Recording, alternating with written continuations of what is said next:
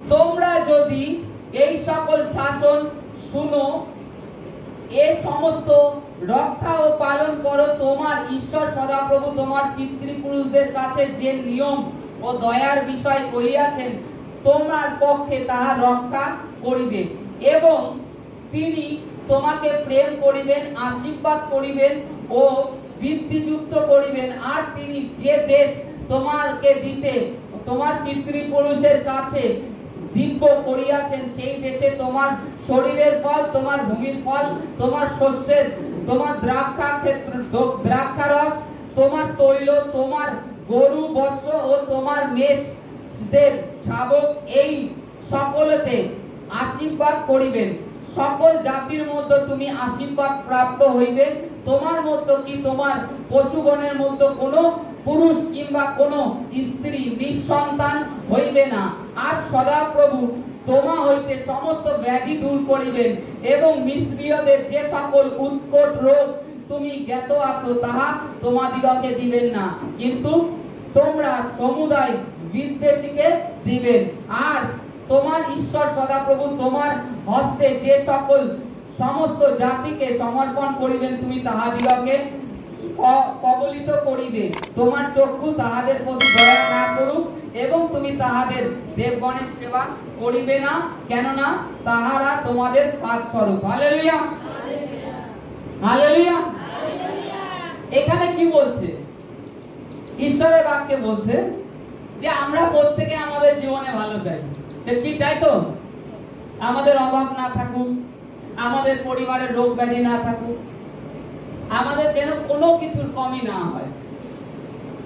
তাহলে যদি কমি না চাও, ঈশ্বর যে কিছু আদেশ, কিছু বিধি, কিছু নিয়ম দিয়েছে, সেটা তোমরা পালন করো। ঈশ্বর তার দাসের মাধ্যমে, মসির মাধ্যমে লিখিয়েছেন যে কিছু আদেশ, কিছু নিয়ম, আজ্ঞা দিয়েছেন, সেগুলো তোমরা পালন করো। তাহলে তোমরা তোমাদের জমিতে, মনে করো তুমি 1 বিঘে ধান লাগালে, যদি 1 বিঘে ধানে নরমাল 16 বস্তা তুমি ধান পাও, নরমাল ধান যেটা কমন সবাই পায়, ঈশ্বর সদাপ্রভু তোমার জমিতে এমন আশীর্বাদ করবেন, তুমি সেখানে 20 বস্তা পাবে। লোকে 16 বস্তা পায় প্রত্যেকে। তোমার জমিতে এমন আশীর্বাদ করবে, তুমি সদাপ্রভুর পথে চলছো, ঈশ্বর আশীর্বাদ করবেন। তোমার কর্ম কি? তুমি সার ওষুধ দিলে, সকলের মতো যেরকম চাষ করে তুমি সেরকমই করলে, তারাও যেরকম পরিশ্রম করেছে তুমিও ততটা করলে। তুমি যে সেই 1 বিঘাতে ধান করলে, তারা হয়তো 1 বিঘায় 16 বস্তা পেলে, তুমি 20 বস্তা পেলে। ঈশ্বর সদাপ্রভুর আশীর্বাদ। দ্বিতীয়ত বলছে তোমাদের পশুধনকে আমি বৃদ্ধি করব। মনে করো তুমি একটা ছাগল কিনলে কিংবা একটা গরু কিনলে, ঈশ্বর সদাপ্রভু তোমার উপরে এমনই আশীর্বাদ থাকবে, তুমি একটার থেকে ওর থেকে আরো 10টা হয়ে যাবে তোমার ধীরে ধীরে। যাকব কিভাবে বৃদ্ধি হয়েছিল? যাকবের কি কোনো পশুধন ছিল? নিজস্ব কোনো পশুধন ছিল না, তার মামা তাকে পাল চড়াতে দিত। যাকব বলল যে মামা, আমি তো তোমার এই 14 বছর তোমার বিনামূল্যে তোমার সেবা করলাম, তোমার পশুধনকে লালন পালন করলাম, কিন্তু আমার কি আছে? আমার তো কিছুই নেই। আমি তো মানে খালি হাতে এসছি আমার পিতৃর দেশ থেকে, আমি এখন তো খালি হাত। আমার যে 2টো স্ত্রী আছে, এদের কি হবে? এদের সন্তান আছে, তাদের কি হবে? তখন বলছে যাকবের মামা যে ছাপ ছাপ গরুগুলো হবে, সেইগুলো তোমার, কালোর মধ্যে সাদা ছোপ ছোপ যা হবে সেগুলো তোমার। আর সেই সময় ওই কালোর মধ্যে সাদা ছোপ ছোপ গরু কম হতো, কালোই হতো। ওই মামা চাল কাটিয়েছে যাতে ও কম গরু পায়, কম বাছুর পায়।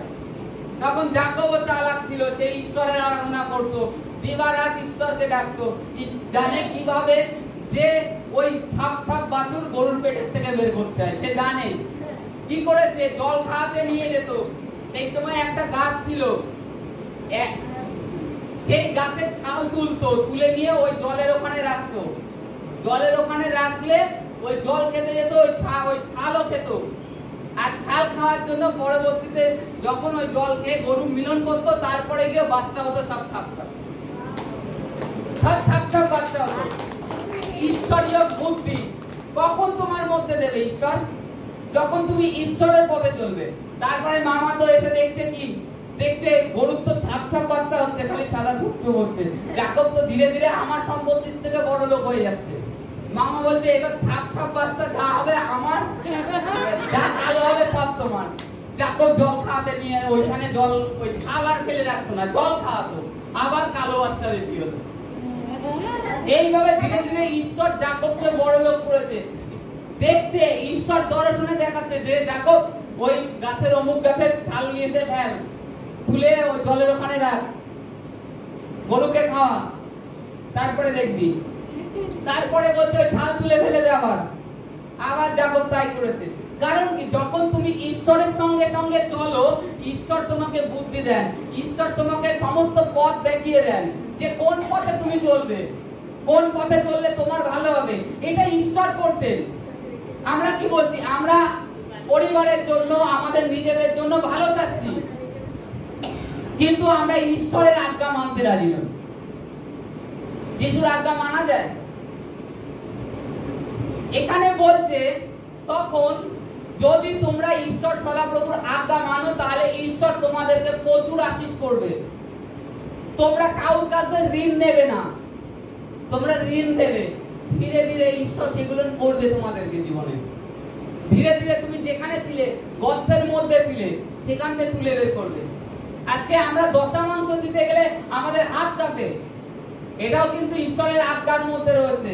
তোমরা তোমাদের দশমাংশ ভান্ডার গিয়ে আনো, দান দশমাংশ, তাতে কি হবে, ঈশ্বর স্বর্গের থেকে তার জানলা খুলে দেবেন, তোমাদের উপরে অফুরন্ত আশীষ করবেন। কারণ কি, তাই বাইবেলে মালাকিতে বলছে তোমরা ঈশ্বর সদাপ্রভুর যে অর্থ সেটা তোমরা চুরি করছো,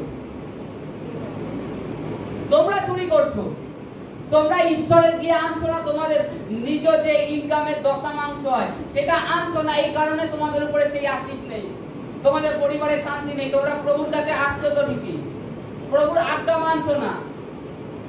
তারপরে দেখুন, ঈশ্বর আরো কিছু আজ্ঞা আমাদেরকে দিয়েছে, সেগুলো কঠোর ভাবে পুরাতন নিয়মে, কিন্তু প্রভু যীশু খ্রিস্ট আসার পরে সেগুলোকে আমাদের জীবন থেকে লুপ করে দিয়েছে, হালকা করে দিয়েছে।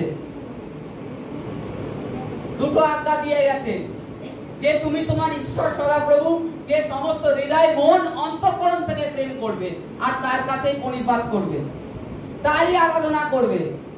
কি বলছে, তারই আরাধনা করবে, বলেনি আরো আরেকজনের আরাধনা করবে, বলছে তারই আরাধনা করবে, তারই উপাসনা করবে, তার কাছেই পরিপাত করবে। কেবল তোমার চোখে যদি জল ফেলতে হয়, তোমার ঈশ্বরের কাছে ফেলতে, তাকে তোমার সমস্ত মনের দুঃখ কথা বলো, দেখো তিনি তোমাকে বের করে কিনা। কিন্তু তোমরা আগে আগে অন্য তোমাদের ভিতরে ভাবনা আসে। আমরা জানি বাইবেলে একজন ব্যক্তির ক্যান্সারের বর্ণনা করা হয়েছিল। একজন ব্যক্তি, তার ক্যান্সার হয়েছিল, সে মরেনি, তাকে ঈশ্বর সুস্থ করেছিল। কেন কি জানেন? প্রথমত সে ব্যক্তি, সে ছিল রাজা হিজকিয়। রাজা হিজকিয়, তার ক্যান্সার হয়েছিল। আজকে আমরা আগে কি করি, রোগ ব্যাধি হলে ডাক্তারের কাছে ছুটে যাই। হিজকিয় রাজা যখন ক্যান্সার হয়, সে কোনো ডাক্তার বৈদ্যর কাছে আগে যায়নি, আগে ঈশ্বর সদাপ্রভুর প্রাঙ্গণে গিয়ে চোখের জলে কেঁদে কেঁদে প্রার্থনা করেছে। প্রথমে হিজকিয়র কাছে জিসাইকে পাঠায়, জিসাইকে পাঠিয়ে দেয়। জিসাই এসে বলে তুমি তোমার সম্পত্তি ভাগ করে তোমার যে ছেলে পেলে আছে তাদেরকে দাও, তুমি কদিনের মধ্যে মারা যাবে। তারপরে হিজকিয় রাজা শুনে ঈশ্বর সদাপ্রভুর প্রাঙ্গণে গেলেন, গিয়ে হাঁটু গেড়ে কান্নাকাটি করে এমন ভাবে ঈশ্বরের কাছে প্রার্থনা করেছে, ঈশ্বর তার মনকে, ঈশ্বরের মনকে পরিবর্তন করে দিয়েছে। সেই জিসাই বাড়িতে পৌঁছাতে পারেনি, অর্ধেক রাস্তায় জিসাইয়ের কাছে সদাপ্রভুর বাক্য উপস্থিত হয়েছে যে তুমি যাও, আমার সন্তান হিজকিয়াকে গিয়ে বলো ওর আয়ু আমি আরো 15 বছর বৃদ্ধি করলাম। ও এখন এই সময় যাওয়ার সময় হয়নি, কারণ ও আমার কাছে অনেক পরিপাত করেছে। আজকে আমরা ভালো চাই, আমাদের উপরে এই আশীর্বাদ চাই, আমাদের পরিবারের রোগ ব্যাধি চাই না। এখানে বলছে যদি তোমরা ঈশ্বর সদাপ্রভুর আদেশ মানো, তাহলে প্রভু তোমাদের হইতে সমস্ত ব্যাধি দূর করবেন, মিস্ত্রীয়দের যে উৎকট রোগ, হালেলুয়া, উৎকট, যে রোগের হদিস নেই, নামও জানে না, এক একটা নাম দিয়ে দেয়, এক একটা নাম দিয়ে দেয় জগতের মানুষ। যেরকম আগে ছিল, আগে আজ থেকে যদি আপনি 30 বছর পিছনে যান, তখন রোগ ছিল কি জানেন? সব থেকে বড় রোগ ছিল কলেরা, কলেরা, ডায়রিয়া। এই হচ্ছে বিশাল বড় রোগ। এই রোগ হলে মানুষ মরে যেত, সেইভাবে চিকিৎসা ব্যবস্থা ছিল না। আজকে সেই সমস্ত রোগ কিন্তু আস্তে আস্তে ওর কোনো নেই, তেল নেই। এখন কি করোনা ভাইরাস শুনলে মানুষের মনে এমনি ভাইরাস ঢুকে যাচ্ছে, দূরে থাকছে করোনা, করোনা অনেক দূরে, আগেই শুনেই সে ভীত হয়ে যাচ্ছে। কিন্তু প্রভু বলছে তোমরা যদি আমার আদেশ মানো, তোমরা কোনো ব্যাধিতে, উৎকট রোগে তোমরা ভীত হবে না, নিরাশ হবে না। আমি তো তোমার সদা প্রভু, আমি তোমাকে রক্ষা করবো বলছি, তাহলে তোমার ভয় কি? দেখুন, তারপরে দেখুন কি কি আজ্ঞা দিয়েছে। আমরা দ্বিতীয় বিবরণী 5:8, 5:7 থেকে, হালেলুয়া। ঈশ্বর আজ্ঞা দিয়েছে, এই আজ্ঞাগুলো যদি মানি তাহলে আমাদের থেকে ঈশ্বর যে উৎকট রোগ, মিস্ত্রীয় কথা, আগে আমাদের যে পুরনো জীবনে যে রোগটা ছিল, এখন আমরা প্রভুকে জানার পরে আমরা এখন আর মিস্ত্রীও নই, আমরা ইসরায়েলি, আমরা ইসরায়েলি। অতএব আমাদেরকে সেই উৎকট রোগ ঈশ্বর দূরে রাখবে যদি আমরা মানি। আর না মানলে ওই অর্ধেক প্রভুকে দিতে হবে আর অর্ধেক ওই মিশরের জগতে চলতে হবে। প্রভু যিশু মথি অধ্যায়ে বলছে তোমরা মন ফিরাও, স্বর্গ রাজ্য তোমাদের কাছে এসে গেছে। স্বর্গ রাজ্যের কি জিনিস সেটাই তোমরা এখনো জানো না। স্বর্গ রাজ্যটা কি, কোথায় আছে?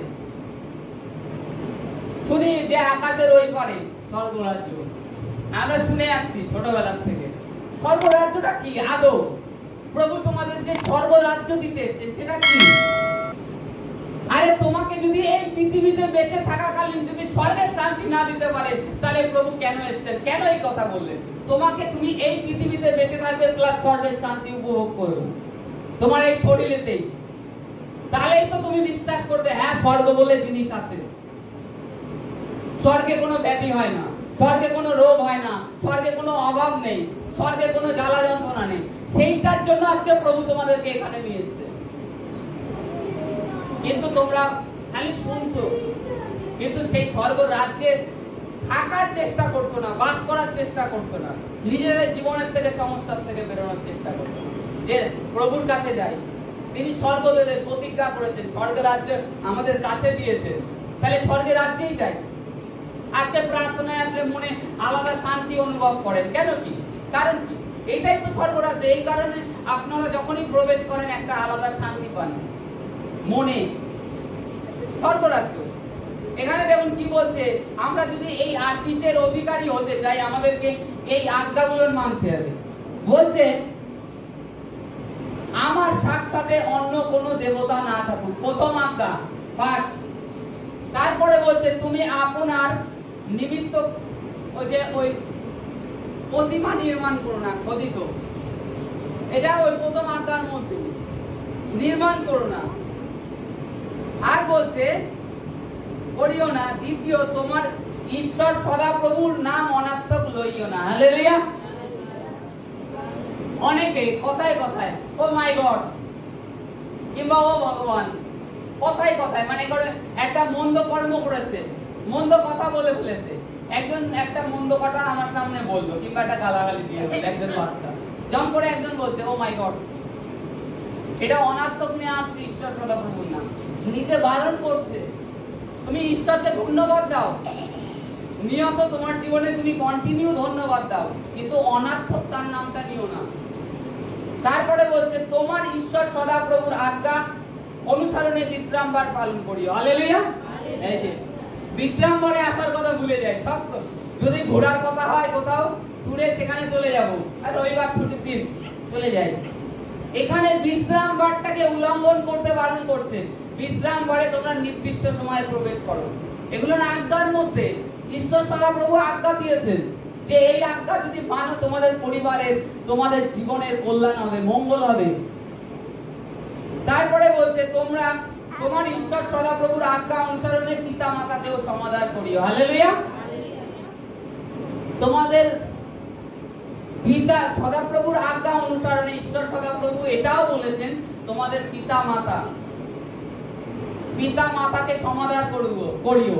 শ্বশুর শাশুড়িকে, বয়স্ক যে পরিজন থাকে তাদেরকে সমাদর করো, শ্রদ্ধা করো, কিন্তু তোমরা সেগুলোই করো না। ঈশ্বরের আজ্ঞা, তাহলে তুমি যদি এই ঈশ্বরের যে আজ্ঞা দিয়েছে যদি পালন করো, তার বিধি মতো চলো, তাহলে তোমাকে ঈশ্বর দীর্ঘ আয়ু দেবেন। তুমি তোমার নাতি পুতির বিয়ে থা এভরিথিং দেখতে পারবে। এটা ঈশ্বর সদাপ্রভু প্রতিজ্ঞা করছেন, কারণ ঈশ্বর সদাপ্রভু মনুষ্য নন। তারপরে বলছে দেখুন, তুমি নরহত্যা করিও না, ব্যভিচার করিও না, চুরি করিও না, তুমি প্রতিবেশীর বিরুদ্ধে মিথ্যা সাক্ষ্য দিও না। কোন প্রতিবেশীর বিরুদ্ধে মিথ্যা সাক্ষ্য দিতে বলছে, বারণ করছে। চুরি করতে তো ওটা অলরেডি আমি নতুন নিয়মে পড়লাম, সেখানেও বলে দিচ্ছে ব্যভিচার, চুরি। মিথ্যা সাক্ষ্য দিও না। আর তোমার প্রতিবেশীর স্ত্রীর প্রতি লোভ করিও না। যেটা নিজের বউরে দেখতে ভালো না, পাশের আরেকজনকে দেখতে ভালো। নিজের স্বামী ভালো না, ওই বাড়ির স্বামী ভালো। যেটা জাগতিক চলে, যেটা ভাবনা মানুষের, আরে যে যার সাথে থাকে সেই জানে সে কেমন। আজকে যাকে তুমি ভালো মনে করছো সে তার থেকে হয়তো খারাপ। তুমি তার তো ভিতরে প্রবেশ করোনি, তার তো বাইরের ছবিটাকে দেখো, তাকে ব্যবহার করোনি, এই কারণে বুঝতে পারছো না। এই কারণে বাইবেলে লিখছে যে তোমার প্রতিবেশীর স্ত্রীতেও লোভ করিও না। এটা খালি যে স্ত্রীদের ক্ষেত্রে বলেছে, পুরুষদের ক্ষেত্রে বলেছে তা না, স্ত্রীদের ক্ষেত্রেও একই ব্যবস্থা দিয়েছে ঈশ্বর। সকলের বিরুদ্ধে সমান বিচার করেন, কিন্তু আমরা ধীরে ধীরে নিজেদেরকে বুদ্ধিমান, চতুর মনে করি। এতে তোমরা তোমাদের শারীরিক শান্তি উপভোগ করতে পারো, কিন্তু মনের শান্তি কোনোদিন উপভোগ করতে পারবে না, সেটা ভোগ করতে পারবে না। কারণ মনের শান্তি ঈশ্বর সদাপ্রভুর থেকে আসে। আর আমরা যদি আমাদের পরিবারের, পরিজনের কিংবা নিজেদেরও ভালো চাই, আমাদের যে ঈশ্বর সদাপ্রভু যে আজ্ঞা দিয়েছেন, যে বিধি দিয়েছে, নিয়ম, আর আমাদের পরিবার কিভাবে উন্নতি হবে, কিভাবে আমাদের ক্ষেতের ফসল বাড়বে, কি করে আমাদের পশুধন বাড়বে, সমস্ত উপায় ঈশ্বর সদাপ্রভু আমাদেরকে দিয়ে দিয়েছেন, যদি আমরা তার ব্যবস্থায় থাকি। তারপরে কি, মিশ্রীয়দের যে উৎকট রোগ, তার থেকেও ঈশ্বর দূরে রাখবেন, আমাদের থেকে দূরে রাখবেন। আমরা জানি পবিত্র শাস্ত্র বাইবেলে বলছে যখন মিশরেতে যখন মহামারী হয়, মিশরের উপরে অগ্নি বর্ষণ হয়। মনে করুন এই হচ্ছে বনবিহারী কলোনি, আর ওই হচ্ছে দীনবন্ধু নগর। এই ছিল মিশর আর গোশেন প্রদেশের দূর। মিশরে গোশেন প্রদেশ আর মিশ্রীয়দের যে স্থানে থাকে সেইখানে রাজা ফারাউনের, এইখানে অগ্নি শিলাবৃষ্টি হচ্ছে, অথচ দীনবন্ধু নগরে হচ্ছে না। কারণ কি, ওরা ইসরায়েলে ছিল আর এরা মিশ্রীয় ছিল। এদের উপরে মহামারী আসছে, এদের উপরে ভেক আসছে, এদের উপরে পঙ্গপাল আসছে, এদের উপরে তিন রাত তিন দিন অন্ধকার হয়ে থাকছে, অথচ ওইখানে দীনবন্ধু নগরে হচ্ছে না। কারণ কি, ওখানে ইসরায়েল সন্তানরা বাস করতো। কারণ এরা সমস্ত দেব প্রতিমার আরাধনা করত, ঈশ্বরকে বলে মানত না। ওরা মানত, এরা মানত না। এই কারণে ওদের ওইদিকে কোনো সমস্যা নেই, এদের এদিকে সমস্যা। ঈশ্বর এইভাবে আলাদা করেছিল, বাইবেলে সেটা সব প্রমাণ লিখিত আছে। আর বাইবেল আমি লিখিনি কিংবা আর একজন লেখেনি, ঈশ্বর তার পবিত্র আত্মার প্রেরণার মাধ্যমে লিখিয়েছেন। এই ঘটনাগুলো তুলে দিয়েছেন কেন জানেন? একমাত্র আমাদের বিশ্বাসের জন্য, একমাত্র আমরা যদি ঈশ্বর সদাপ্রভুকে বিশ্বাস করি। ঈশ্বর সদাপ্রভু 40 বছর ইসরায়েলদেরকে ঘুরিয়ে নিয়ে এসেছে, কারণ তারা মাঝে মধ্যে বিশ্বাস করত আবার অবিশ্বাস করত। 11 দিনের রাস্তা 40 বছর ঘুরিয়েছে। 11 দিনের রাস্তা মাত্র।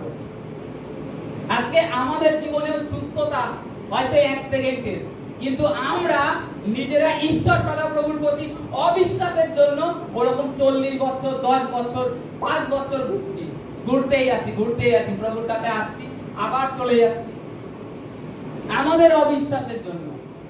প্রভু বলছে, প্রভু যখন বলেছে তুই ভয় করিস না, আমি তোর সদাপ্রভু, তোর সঙ্গে আছি, তুই সুস্থ হয়ে গেছিস, তো তুমি সুস্থ হয়ে গেছো।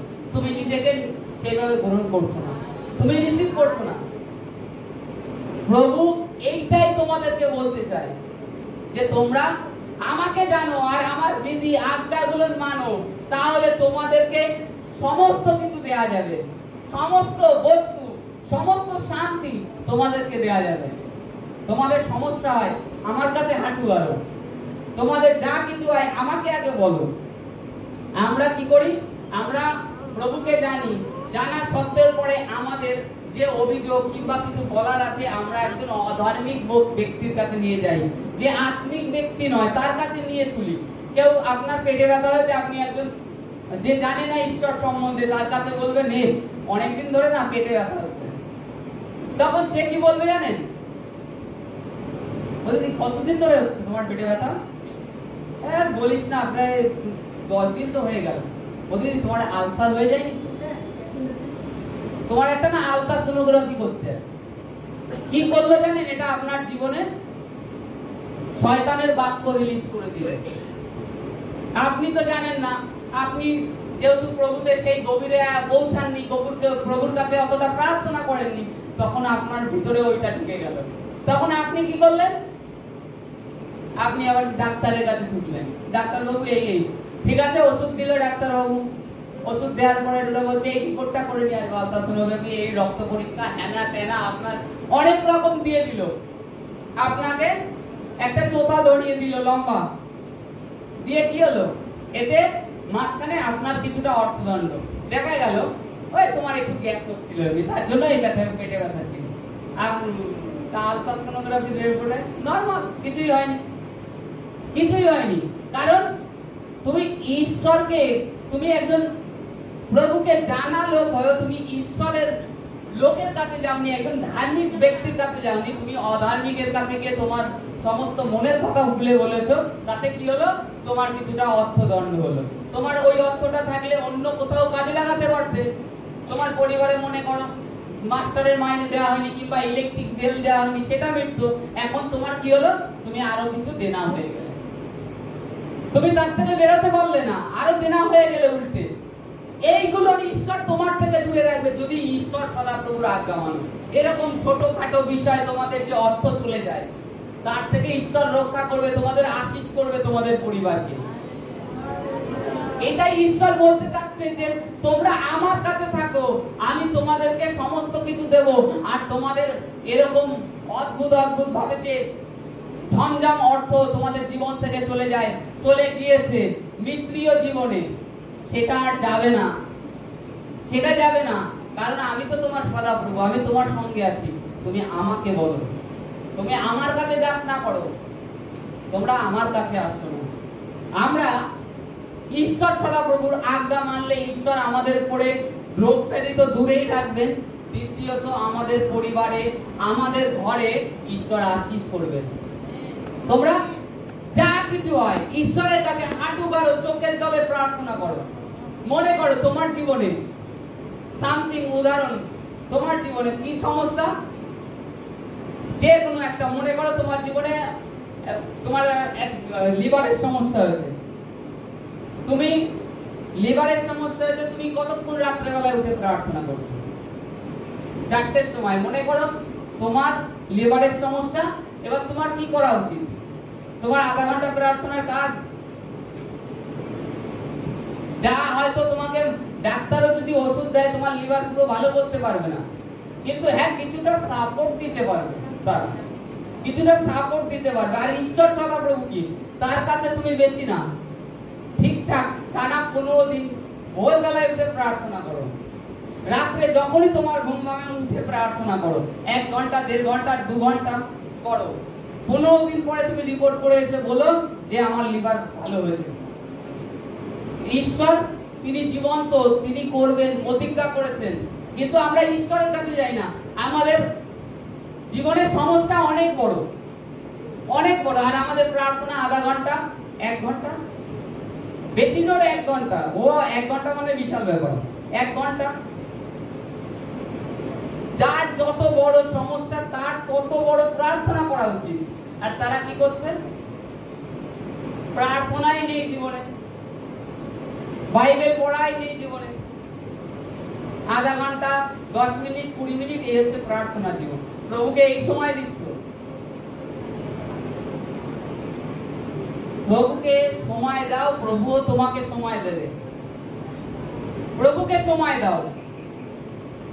প্রভুকে সময় দিলে প্রভু তোমার সমস্ত কিছুকে তুলবেন। তিনি প্রতিজ্ঞা করেছেন। কিন্তু তোমরা প্রত্যেকে নিজেদের শরীরের সুস্থতা, নিজেদের জীবনের যে অনুগ্রহ নিজেরা বঞ্চিত করে রেখেছো, নিজেরা করে রেখেছো, করছো না, ভুলে গেছো ঈশ্বরকে।